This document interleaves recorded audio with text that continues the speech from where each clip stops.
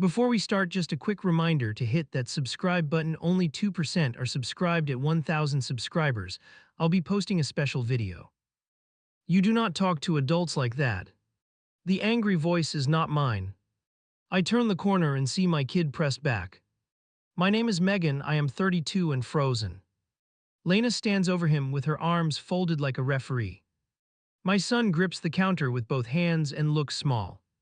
You broke the rule about snacks before dinner, she tells him. She still has not noticed me, and that hits harder. I clear my throat on purpose and her head snaps over. Hey, what is going on here? My voice comes out weirdly flat. Lena straightens up and smiles like she owns the place.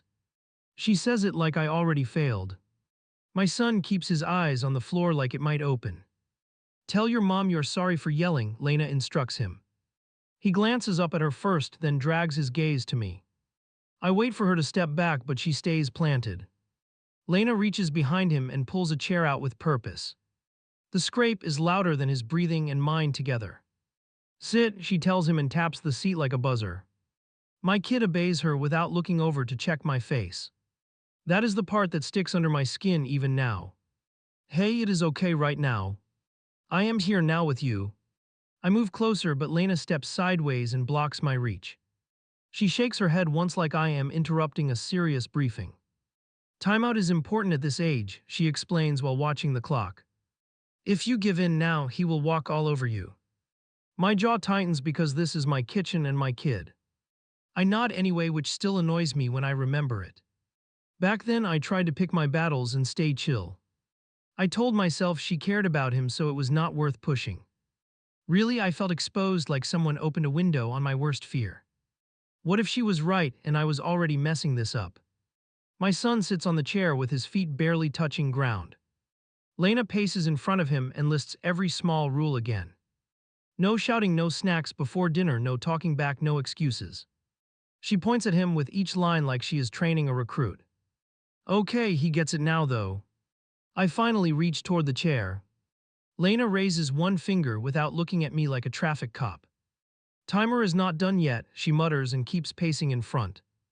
I stop halfway there with my hand hanging useless in the air. When she finally nods, he stands up slowly and rubs his eyes.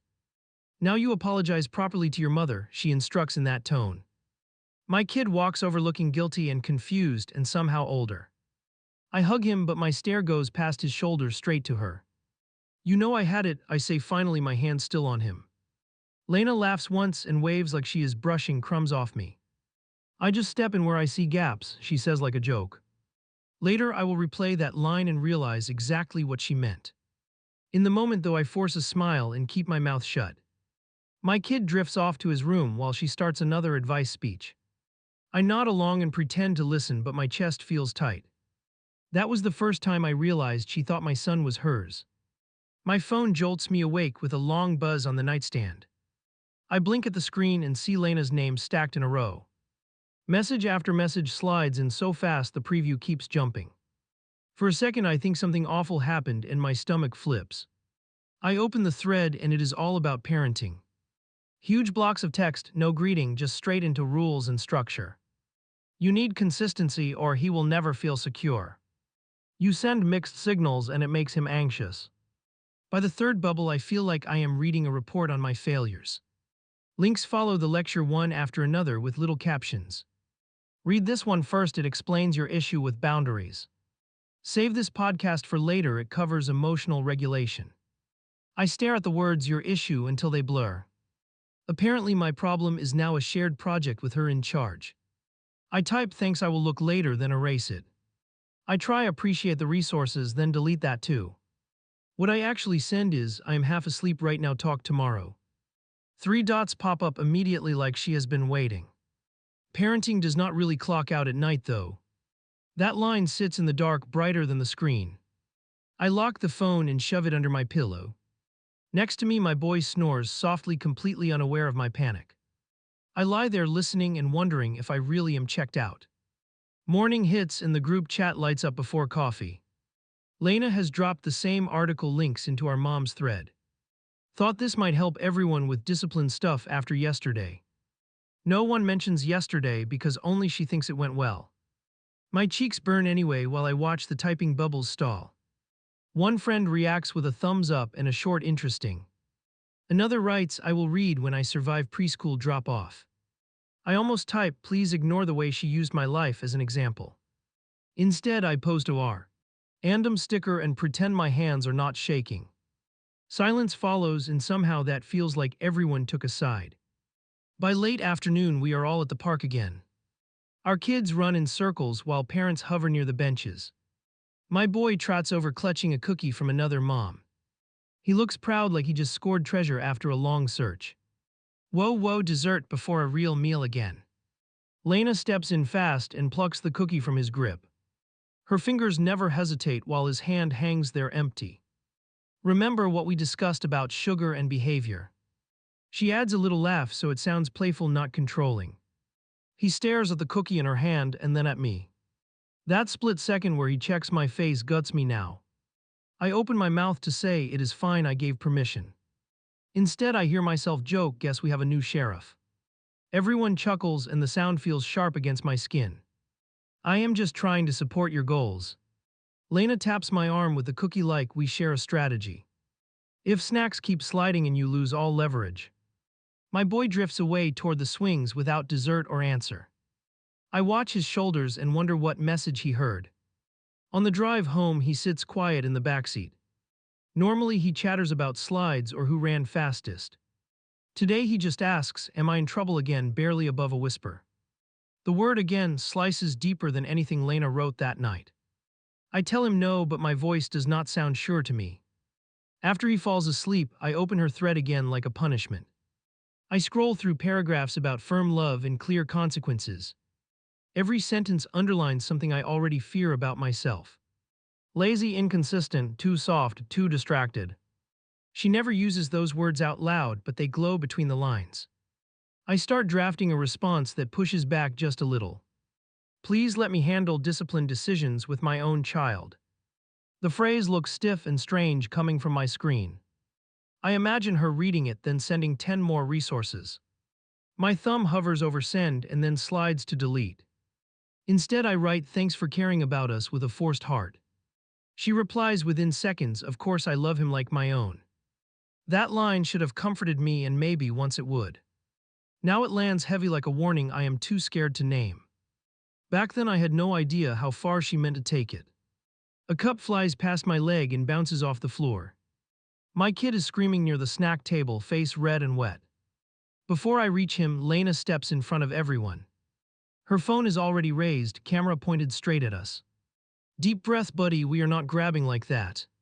Her tone is calm and loud enough for the room. My son claws toward the cake again, sobbing for a bigger piece. I move to his side and feel eyes on the back of my neck. I have it, Megan, just give me a second. She extends one arm toward me without looking. The other keeps the phone steady, angled to catch his meltdown. It hits me that she prepared for this moment, not surprised at all. We are at a birthday party we were invited to together. Kids crowd around the table chanting for cake and gifts. My kid lost it when his slice landed a little smaller. Honestly, I expected tears, not a whole performance with an audience. Lena crouches down to his level and tilts her phone slightly. Look at me, we use kind voices even when upset. He kicks the table leg and howls harder, hands balled tight. I hear another parent whisper behind me and my face heats up. Can someone hold my drink? I want to show something. A friend takes the cup while Lena shifts her stance. Start recording from here, she tells her, tapping the screen. I watch another adult film my child like he is a training clip. This is how you handle big feelings without losing control. She speaks toward the phone now, not just to my son. When parents panic, kids spiral even more. That word parents lands heavy, and I know exactly which one she means. My kid reaches both arms for me, shaking and breathless. Mom, I want to go home, I want to go now. I take one step toward him and Lena cuts across slightly. If she rushes in, we lose the teaching moment, she narrates. I freeze there because everyone is watching our triangle. If I push past her, I become the unstable mother on camera. If I hold back, I let my kid sob in front of strangers. I pick the option that makes me look calmer, not kinder. Hey, I am right here, you are okay, I manage. My voice feels thin under her confident instructions. She tells him we do not grab, we ask politely. He gasps for air and nods in short jerks, still reaching my way. Can you show the internet how we fix that choice? She smiles at him like this is a fun little game. Say I am learning to wait my turn. He mumbles something close while his chin trembles hard. There is a tiny clap from one of the parents nearby. It is meant to encourage him, I know that. Still, it sounds like they are applauding her performance. I feel myself pulled farther out of my own kid's scene. See, no yelling, no threats, just firm guidance. Lena turns the phone on herself for a second. This is what respectful discipline looks like in real life. Real life, but I never remember agreeing to be part of her show. She finally hands him a small, extra crumb as a reward. Thank you for using your calm body, she coos. He takes it with red eyes and slumped shoulders. I catch the way he glances at the phone like it might bite. I scoop him up once the filming stops and step away. His fists bunch in my shirt and his breath shudders. I did bad again, he mutters into my collar. My stomach twists because I let that message stick to him. On the ride home, he kicks his shoes against the seat. Are people going to watch me yelling, he asks quietly. I tell him maybe just Lena's friends, nothing big. The lie tastes awful even before it leaves my tongue. I do not want them to see me cry. He stares out the window, jaw clenched like a tiny adult. I should promise to shut it down right then. What I actually say is I will talk to her, and even that feels weak.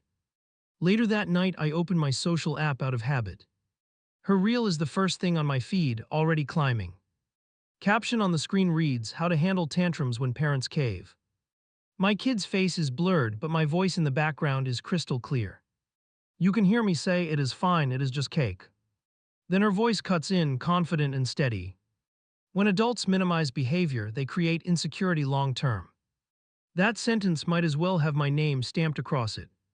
Comments pour in under the video faster than I can track. Love this, you should coach for real. So many moms need this kind of backbone. One person writes, where is the actual parent, why is she checked out? Lena replies to almost every comment with heart emojis.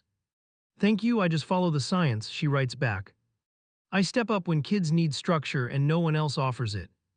Each answer builds this image of her as the only responsible adult. I stare at the screen until my eyes burn from it. I start typing, please remove this, I am uncomfortable. Then I erase the word uncomfortable because it sounds too soft. I replace it with, I never agreed to this, can you take it down? She answers with a voice message instead of text. I listen with the phone pressed tight to my ear. I get that you feel exposed, but this is bigger than us. Her tone is gentle and firm, like she is coaching me too. Parents online are begging for real examples, not fake stage stuff. She lets out a little sigh to emphasize the sacrifice. I protected his identity, no one knows he is yours. That last line stings because he is only mine until she wants content. I sit there on the couch with the video paused. My son is in the frame, blurred but still clearly him to me. I could keep pushing and risk a full fight in our friend circle. Or I could swallow this one and hope it stops here. I text back, okay, but please no more without checking first. The typing bubble appears for a long, slow stretch. Of course I hear you, she finally sends. Right under that, the view count jumps again, and I know she is not done. The first screenshot lands in my messages with no warning. A friend writes only 3 words under it. You seen this? My pulse jumps before I even open the image. I already know it has something to do with my kid. The post at the top is Lena's account, profile photo right there. Big block of text, no picture this time. Some children live with chaos and zero boundaries, the caption starts. Sometimes another adult has to step up so the child stays safe. My hands tingle because I recognize every detail she hints at. She talks about a little boy whose mother laughs off dangerous choices. She mentions cake, public tantrums, and a checked-out reaction. She claims the crowd looked to her for leadership that day. No names, but it might as well include my home address. Every mutual friend would know exactly who she means. I swipe to the next screenshot my friend attached below. Comments stack underneath the post like a pile of verdicts. Report that situation, that kid needs protection. Some people should not be raising children at all. Lena responds with, I am monitoring and documenting might escalate. That word escalate makes my throat tighten hard. I imagine strangers filing reports based on a party story. I picture an office reading her post like a case note. Part of me wants to throw my phone across the room. Another part thinks maybe I deserve some of this. More screenshots follow in the thread like a slow drip. Another post, this time in a parenting forum I never joined. She calls herself a child behavior mentor and describes our park trips. She writes that she is functioning. NG as a surrogate authority for a friend. She adds that the home might be emotionally neglectful at times. I finally write back to my friend who sent them. How long has this been going on? Couple days at least, she replies, then another message appears. I was hoping she would calm down, but this is extreme. Seeing someone else use that word cracks something open in me. Do you think she would actually call someone on me? I type it out even though the thought already lives in my chest. I honestly do not know, my friend returns after a pause. She sounds convinced she is saving him from you. Reading that line feels worse than any comment under the posts. I stare at the last screenshot again until my vision buzzes. Lena has written, if this continues, I may have a duty to report. She adds a winking emoji like this is slightly playful content. Who winks while talking about tearing a family apart? That mix of tone and threat is what finally gets me moving. I message Lena directly with my heart banging in my ears. Can we meet tomorrow? I need to talk in person. She answers almost right away with a cheerful of course. She suggests a coffee place halfway between our neighborhoods. I agree and spend the night rehearsing words that evaporate by morning. When I walk into the shop, she is already set up. Her phone rests on the table, screen facing up. She waves like nothing strange has happened this week. I almost grabbed drinks already, glad you texted. The casual tone makes me want to turn around and leave. So, are you planning to report me as neglectful? I drop the question before I even sit down. Her smile twitches for a second, then smooths out. I am concerned that is different from attacking you. She folds her arms and leans back like she is staying reasonable. I pull out my own phone and open the screenshots. I slide it across the table until the words face her. Monitoring and documenting, I read out loud to her. Might escalate, duty to report, emotionally neglectful. I tap each phrase like they are separate knives. She exhales slowly and rests her fingertips on the screen. I am speaking generally there, not naming you. Everyone we know can tell who you mean, I answer. The cake, the park, the screaming video, all of it. Her cheeks flush, but she does not look away. Online families need real case studies, not fake scenarios. She picks at the edge of her cup while she talks. You know how many messages I get from scared moms. They feel trapped with partners who refuse to set firm limits.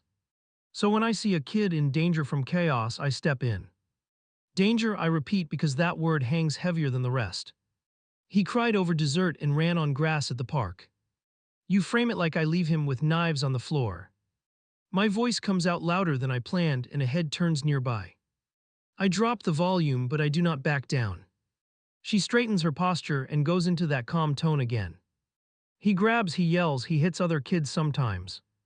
That tells me his nervous system is overwhelmed at home. When kids act like that, something is off with parenting. She says parenting like it is a separate person from me. I am learning, I mess up, I know that, I tell her. I read, I ask questions, I adjust things all the time. But you record him, you lecture me, you build content from us. And then you hint that authorities should watch our house. My hand shakes as I lift my cup just to have something to hold. If you improved, there would be nothing to share, she answers. She tilts her head like this is just logic. Honestly, you should be grateful I care so much. Most people just gossip behind your back instead. She actually smiles at that like she is doing me a favor. Something inside me snaps very cleanly at that line. You do not have children, I say, finally putting it out. You never woke up covered in spit up and shame. You never sat in an emergency room counting his breaths. Yet you parade around online grading people who survive this daily.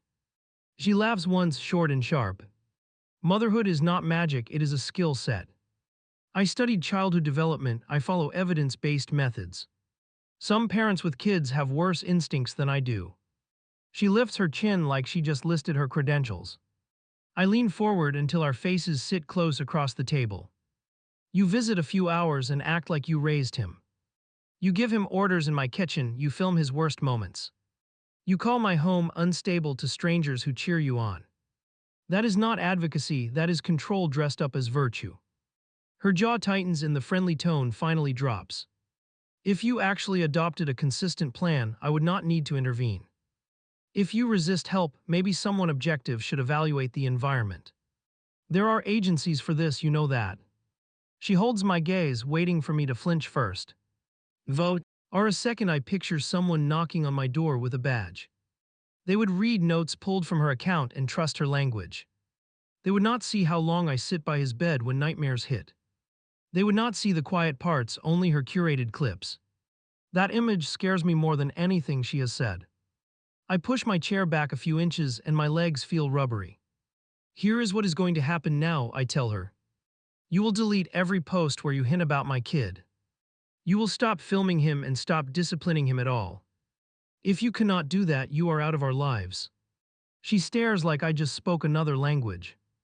You are making an emotional decision, not a rational one. This is exactly why your son needs another stable adult. If you cut me off, he loses the only consistent structure he has. The arrogance in that sentence almost knocks the air from my lungs. I stand up fully and slide my phone back into my pocket. People around us pretend not to listen, which means they listen harder. For the record, he has me and I am finally showing up. You are not his guardian, you are not our supervisor. And if you mention my family online again, I will get my own advice. She opens her mouth like she wants the last word. Instead, she grabs her phone and starts tapping furiously. I walk out before I see what she is posting this time. By the time I reach my car, my notifications already start buzzing. I know nothing about this is actually finished. I block Lena's number before the engine even starts. Another alert slides down my screen from her account. New post from someone you follow. For a second, I consider unlocking and looking anyway. Curiosity and dread pull at me in the same breath. I open the app in the parking lot with shaking hands. Her newest update sits on top with a long caption. Sometimes the most unstable people get furious when you protect kids.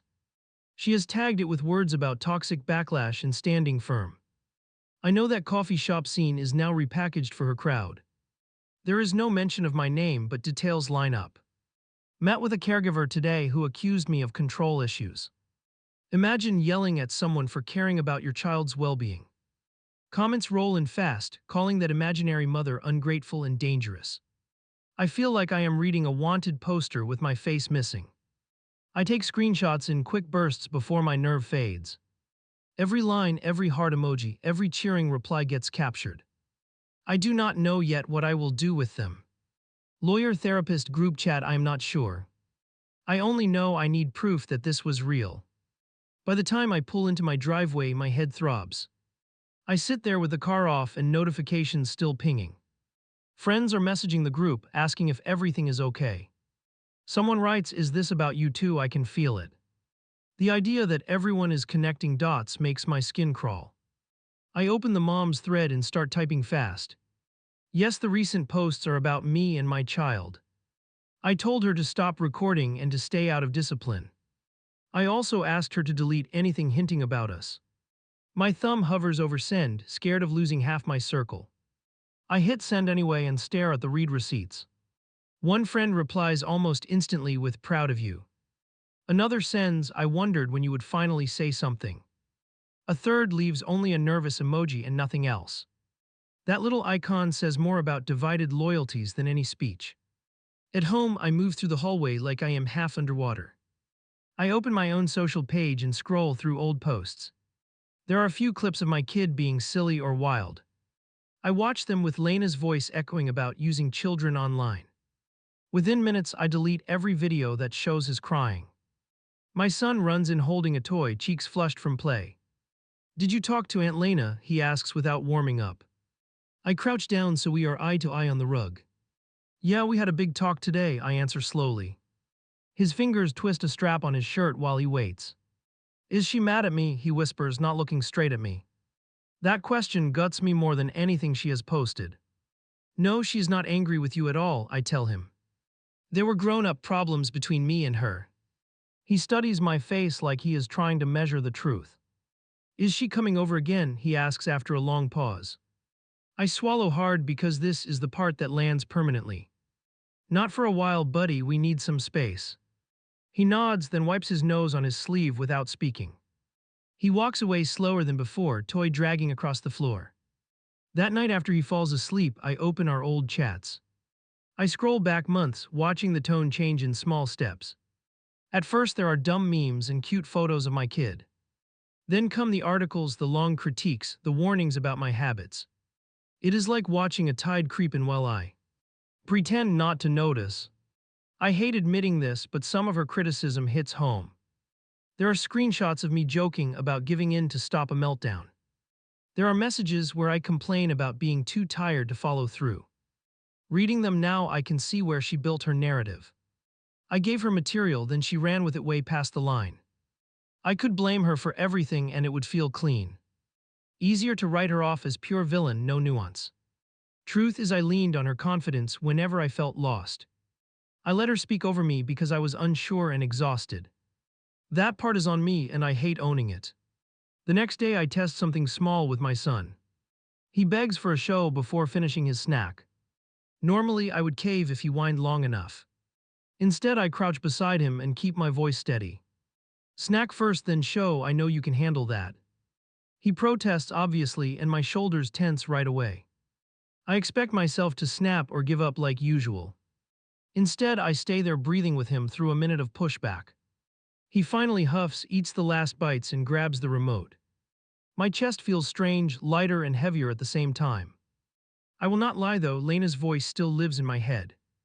When he throws a toy or screeches for no reason, I hear her. See, this is what happens when you lack discipline. I catch myself repeating her tone in my own thoughts. That is the part I am still trying to scrub out. A couple of mutual friends quietly unfollow her over the week. One texts me a simple "done with her content, too intense." Another messages, "I still like her but she went too far."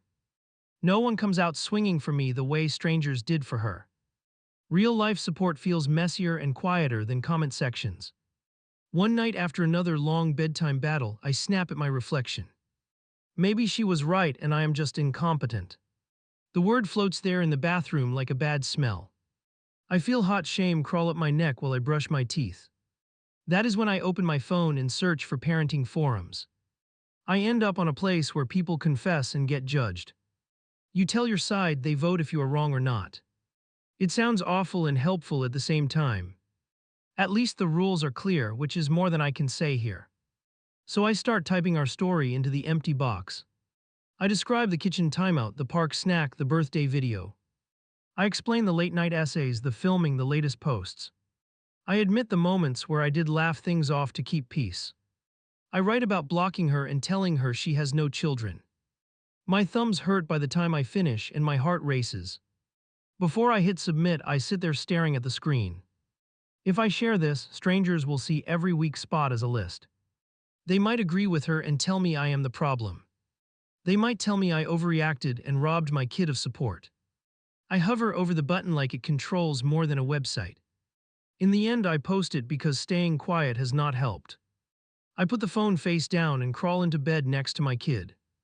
He shifts in his sleep and reaches out until his hand finds mine. For now, that small grip is the only verdict that matters. Still, I cannot stop wondering if I protected him or just punished her.